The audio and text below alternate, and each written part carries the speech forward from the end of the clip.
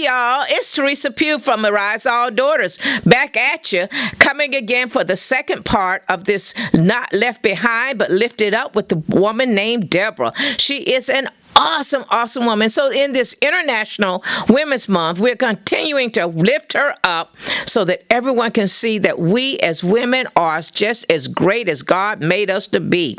I hope that you've had that opportunity. Continue to like and subscribe so that you would never be out of the loop and you would receive all that's coming at you. So hold on, get ready for the message.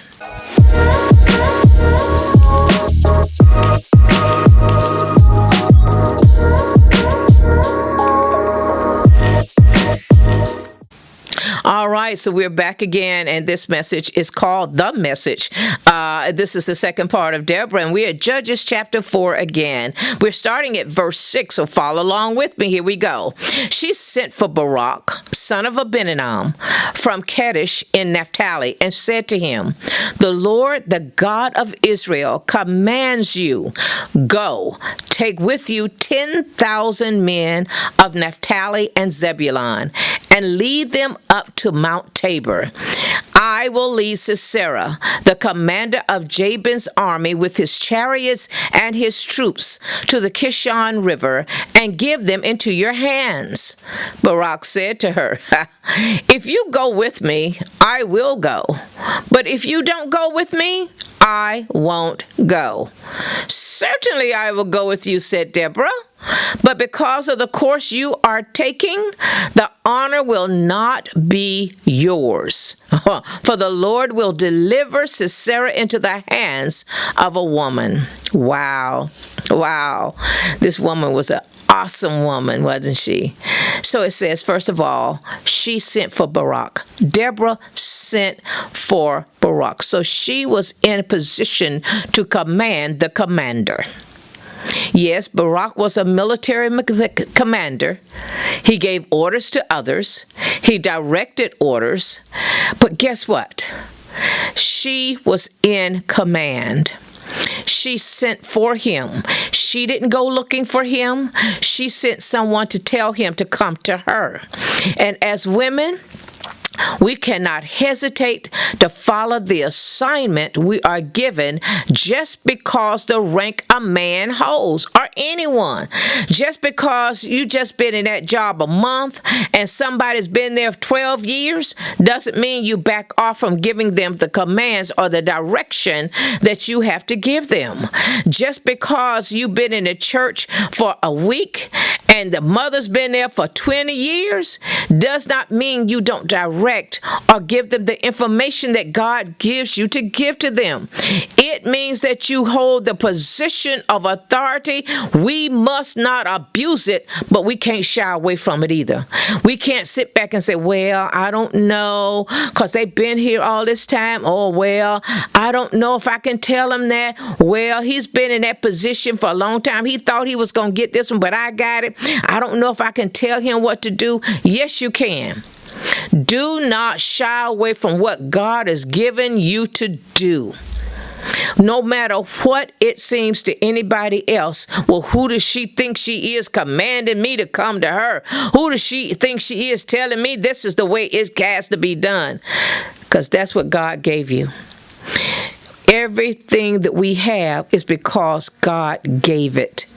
Never, ever back away from what God gave you to do. So she sent for Barak. She sent for him. And sometimes it may mean in positions that we're on the job, that we have positions that we are hiring and firing others.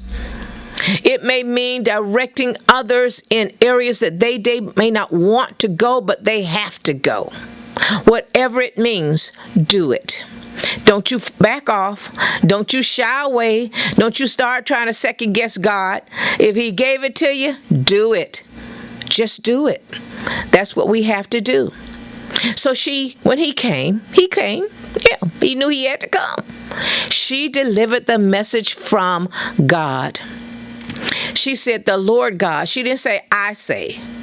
She said, "The Lord God." And sometimes we have to be very cognizant of not taking credit for what God has done. everything that's happened, God did it. Proverbs 3:5-6 tells us very clearly, trust in the Lord with all your heart and lean not to your own understanding, but in all your ways, everything you do, I don't care what it looks like, baking a cake, walking outdoors, being on that job, being the CEO, the CFO, or the janitor, whatever it is, give God the credit. In all your ways, acknowledge God. Give God the credit. Because there is nothing that we do or have that God didn't give it.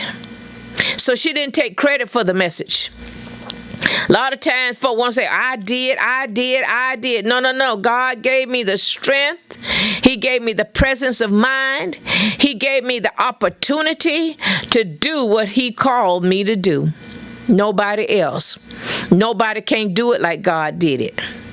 And it wasn't a suggestion, it was a command. God is the commander of this army. We are part of his army, and he is the commander in chief. Not us, but God. This command was specific. First of all, it said how many warriors.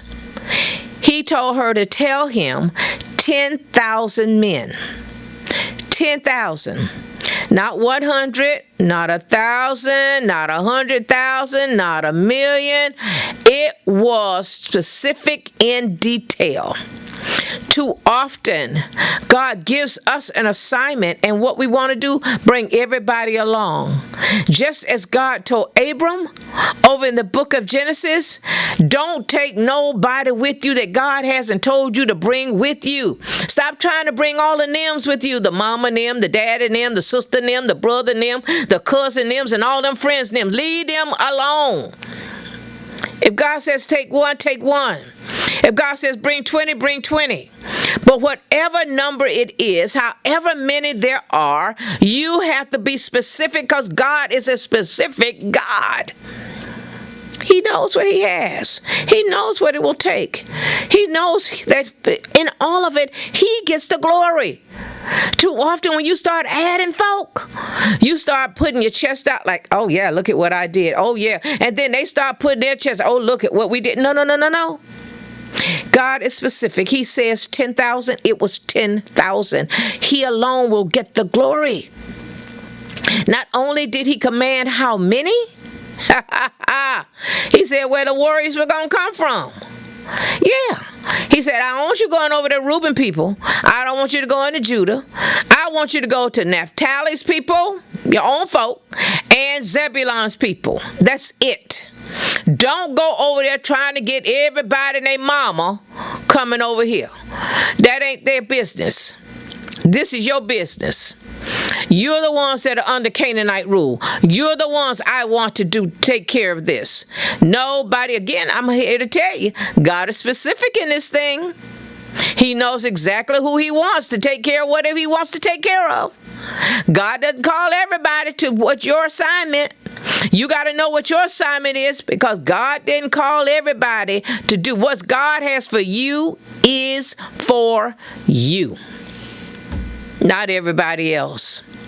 He told who the warriors were to be. Not everybody could be on that battlefield. He said where they were coming from, how many and where they were coming. Not only did he do that, he said, now go up to Mount Tabor. He said, I want you to camp out there, because that's where where you're going to win this battle. I want you to go to Mount Tabor. He was specific in number, who, and where. Who, what, when, and where. God is specific God. And what he gives you, If he tells you to go to the poorhouse, go there. He tells you to go to the courthouse, go there. If he tells you to go to the jailhouse, go there. If he tells you to go to the crack house, go there. Wherever God tells you to go to bring the message that God has for you, from him, then you need to go. Stop talking about, oh, I don't think I can go over there. Oh, no, they don't have enough money. I don't need to go over there and talk to them. Oh, them some rowdy people. They just don't want to listen. I can't go over there. Oh, they homeless. I don't want to talk to them homeless folk. They dirty, they nasty, wherever God commands you to go, go. No matter what it looks like to everybody else, God has the plan, and we have to follow the plan of God. So God, he said, not only where, who, when, how much, he said, guess what? If you do what I tell you, I'm arranging for the victory. You ain't got to worry about it. Because guess what I'm going to do with the Canaanite army? Sisera and all his men, I'm going to tell them to go to the Kishon River. And that's where the victory will be won. We don't know the other side of the plan because God may not give it to us all. He knows what we can handle. Yeah, women. He knows we can't handle everything at one time. So we got to know that whatever God commands us, that's what he wants us to do. He has the victory already at hand. We have to follow. She had received this from God, and she gave it to Barak according to God's command. Well, Barak said, wait, hold on. Barak said, wait a minute. If you don't go, I ain't go. If you go with me, I'll go. He said, I really don't want to do this, but, if you go, I'll go. There's some folk that even though God tells you to bring them with you, they can't see the vision. They can't see the vision God has given you.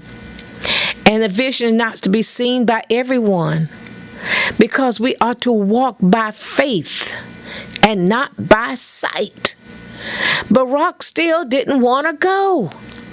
He appeared to either be afraid or without faith, either in Deborah or in God. One or the other. Even though he had known that Deborah was a judge, he came because he knew that she had the answers. He knew that she had been directing people.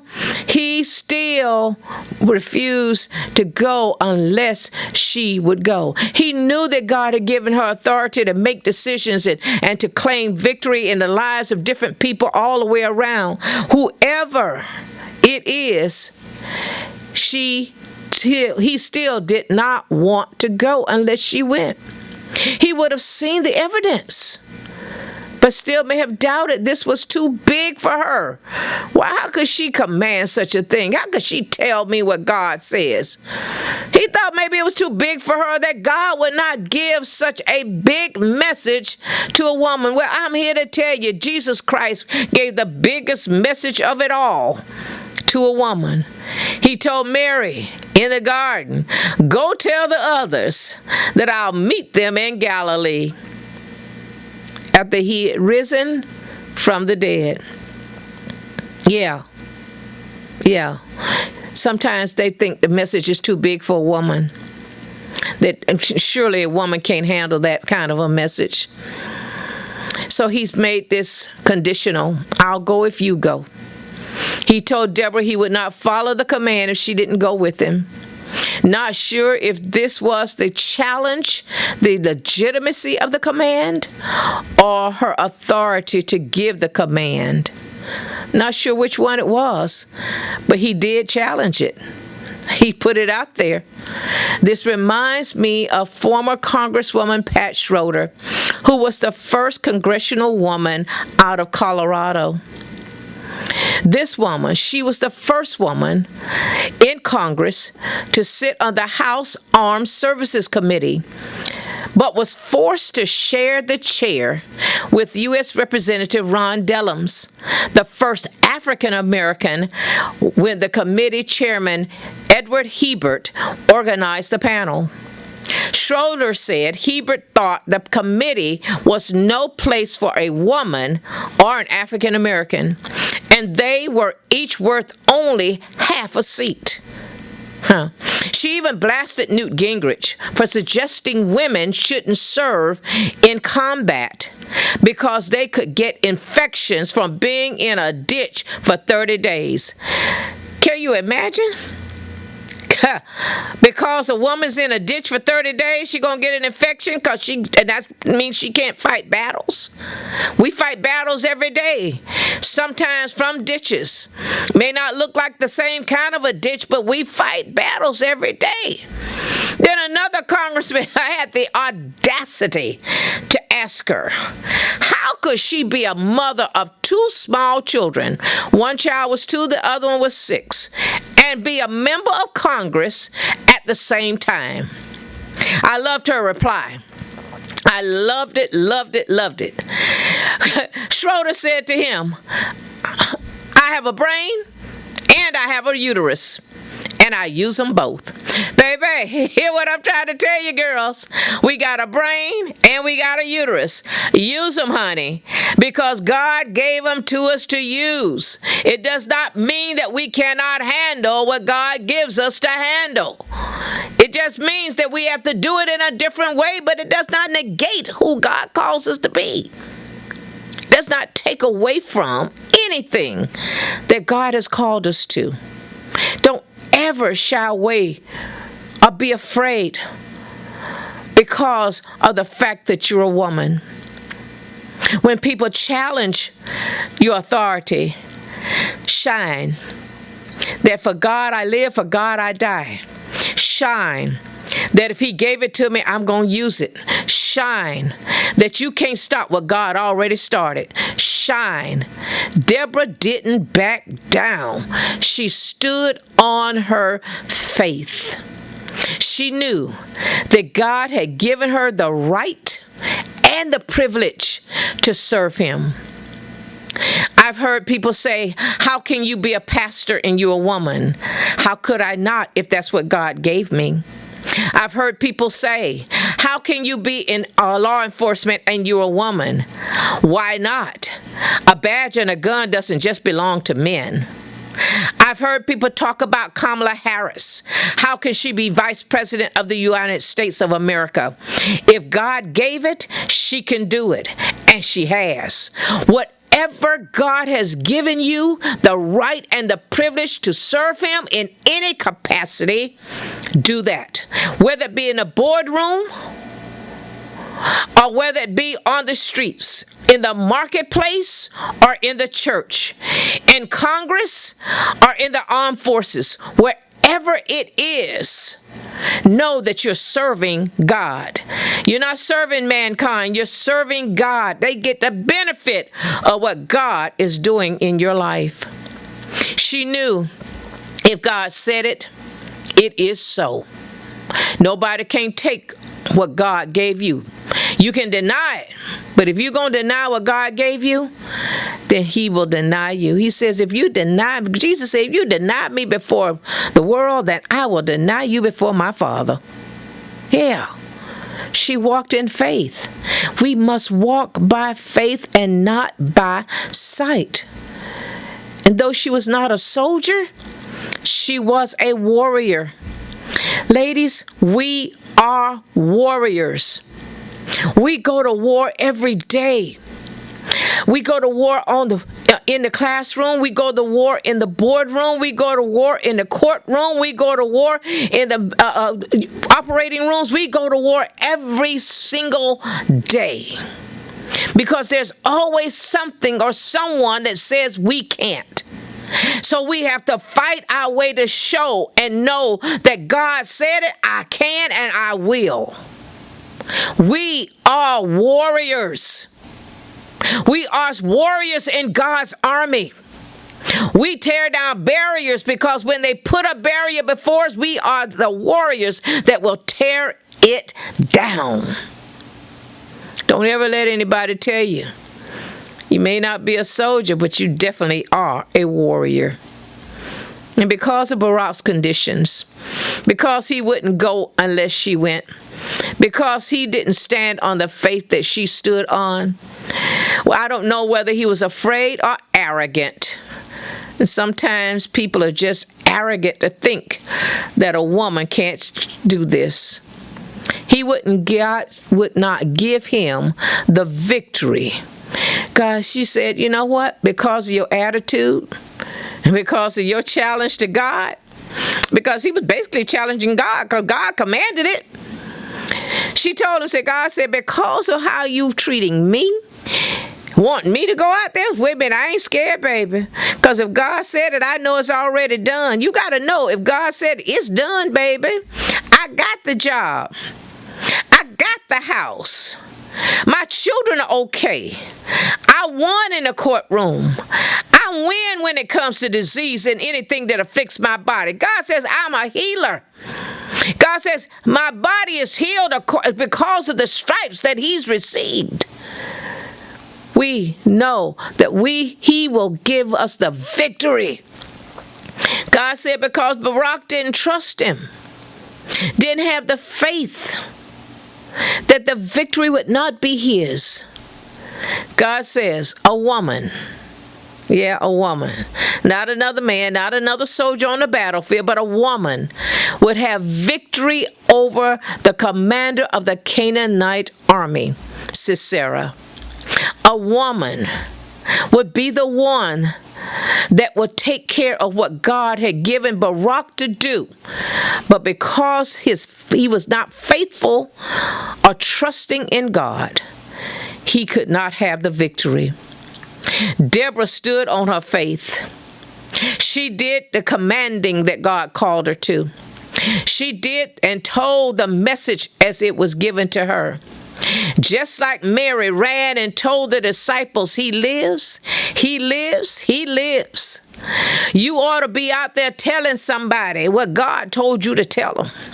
Sharing the message that God lives. Sharing the message that if God said it, it is so.